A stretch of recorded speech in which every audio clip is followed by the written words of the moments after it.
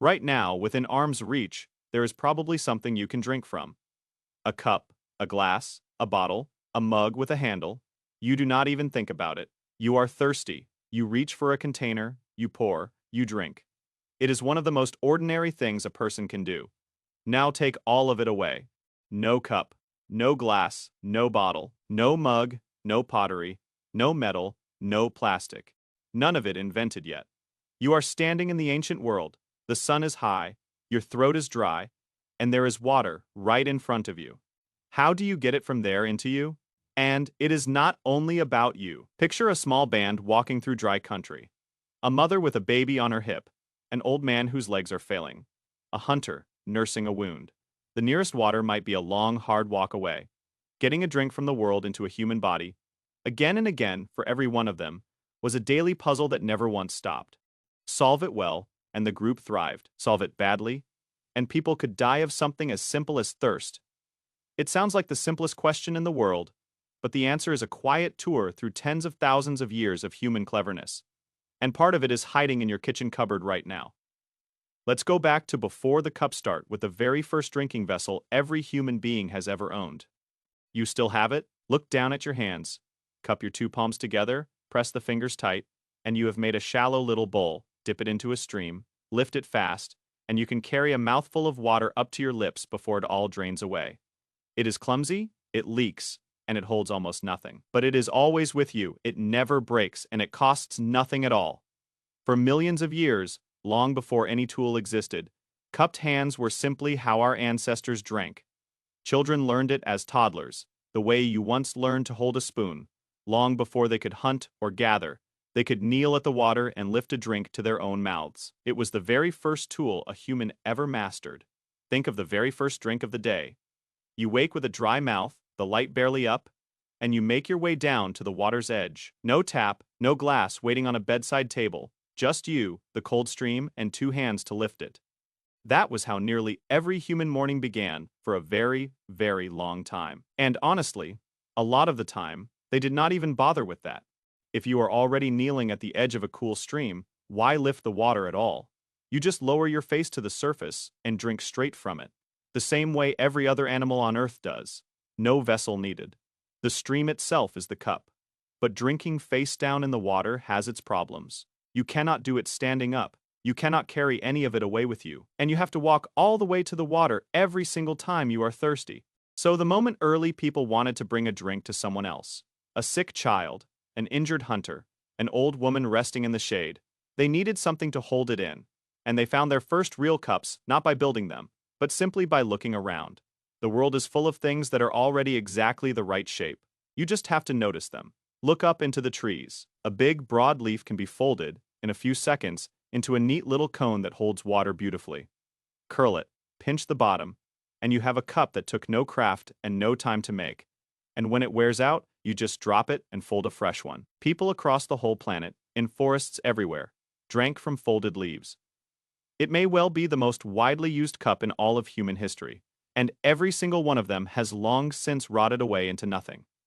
Then there were the shells. A large seashell, scooped up from a beach, is a ready-made little bowl, polished smooth by the sea. Half of a hard nutshell can hold a swallow of water.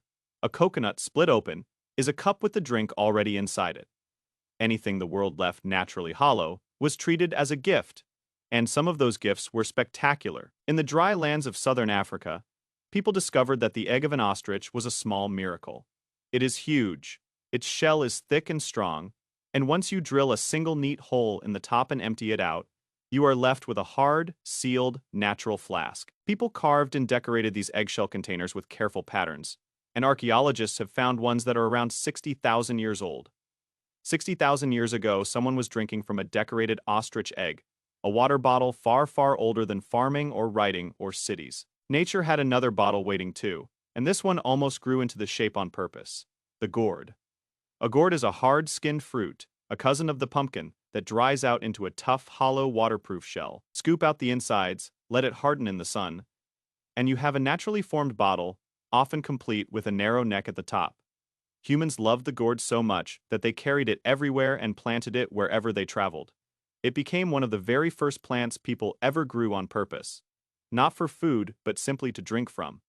a living thing, farmed to become a cup. The animals people hunted handed them vessels as well. A curved horn, hollowed out and cleaned, makes a fine drinking cup, one you can still see used in a few places. Even today, the stomach and the bladder of a large animal washed out and tied off turn into soft, leak-proof bags that can hold a surprising amount of water. Nothing from a kill was ever wasted, and that included the parts that could carry a drink. For a long journey, those soft skin bags mattered most of all. Slung over one shoulder, an animal skin water bag let a person walk for hours away from any stream and still drink along the way. It was the ancient world's water bottle for the road, and it could turn a deadly dry crossing into something a careful traveler might actually survive. Where the land offered the right bark, people built with that instead. In the northern forests, a fresh sheet of birch bark is light, bendy, and completely waterproof, and it can be folded and stitched into a neat little container that holds water without losing a drop. Bark cups and bark buckets were everywhere that birch trees grew. People even taught baskets to hold water. A tightly woven basket on its own would leak like a sieve, but smear the inside with sticky tree resin or with melted natural pitch, and you seal up every tiny gap. Suddenly, a woven bowl becomes watertight. It is a lovely trick, really, taking something that is full of holes and making it hold the one thing that holes should completely ruin. There was a clever trick for reaching hidden water too. In some of the driest places on Earth, water lies buried under the sand, with no pool to kneel at and nothing to scoop. So people pushed a long hollow reed down into the damp sand, sealed their lips around the top, and drew the water up through it. A natural straw, letting them sip a drink the land had tried to hide. And, of course, wherever there was time and patience, people carved. A block of soft wood, hollowed out with stone tools and a great deal of effort, becomes a solid wooden cup that can last for years. A natural hollow in a rock, or a stone slowly ground into a bowl, does the very same job. These took real work, so they were precious. A good cup was something you kept and looked after and passed on to the next hands. There was a halfway step toward pottery as well. Long before anyone ever baked a proper pot, people learned to smear wet clay or mud into the inside of a basket or a hollow and let it dry into a rough, waterproof lining. It was crude, and it did not last very long, but it held a drink. A first, muddy rehearsal for the fired clay cups that were still many thousands of years away. Now notice what has not appeared anywhere in this whole story yet: pottery. The clay cup, the very thing we most picture when we imagine an old drinking vessel, is actually a bit of a newcomer.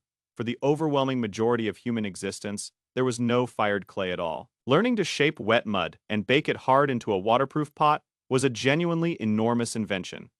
And it arrived tens of thousands of years into the human story, not anywhere near the start of it. Some of the oldest pottery we know of is around 20,000 years old, which sounds impossibly ancient until you remember that people had already been drinking for hundreds of thousands of years before that.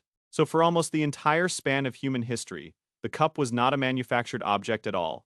It was whatever the world happened to leave lying nearby in roughly the right shape. Your own hands, a leaf, a shell, an egg, a gourd, a horn, a fold of bark. People did not so much invent the cup as go hunting for one that already existed and get astonishingly good at spotting it. And a cup was never only about one person's thirst. Picture a single gourd of water being passed slowly around a circle at the end of a long, hot day, hand to hand, each person taking one mouthful and passing it on. To share your water was to share your survival. The vessel that carried the drink also carried something else: trust and belonging. And the simple, powerful message that in this group, nobody drank alone. Long before it was ever just an object, the shared cup was a bond. And when you really think about it, that tells you something rather deep about our species. A thirsty animal simply drinks where the water happens to be. It walks to the stream, lowers its head, and that is the whole story. But somewhere along the line, a human looked at a puddle they could not carry, and at a child too weak to walk to it, and thought, I need to move this water. And that single thought, I will bring the water to the person, instead of the person to the water, is the seed of every container that has ever existed. The cup, the jug, the bottle, the flask, the barrel, the tank. Every last one of them begins with cupped hands and a folded leaf. We did not just find water. We worked out how to carry it, how to share it, and how to save it for later. And that quietly changed where we were able to go. A person who can carry a drink can cross a stretch of dry land that would simply kill a person who cannot.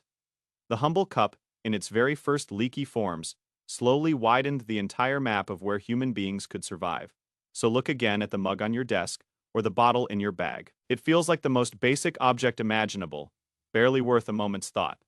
But it is the far end of one of the longest and quietest chains of invention we have ever built. Behind that plain, boring cup stand the carved wooden bowl, the sealed basket, the folded birch bark, the hollow horn, the dried gourd, the decorated ostrich egg, the simple folded leaf, and right at the very beginning of all of it, a pair of cupped human hands lifting water from a stream. Every time you take a sip, you are using an idea that is older than farming, older than writing, older than almost everything you can name. You are doing something that a person 60,000 years ago would recognize in an instant, and nod at, and completely understand. You are just finally doing it without spilling.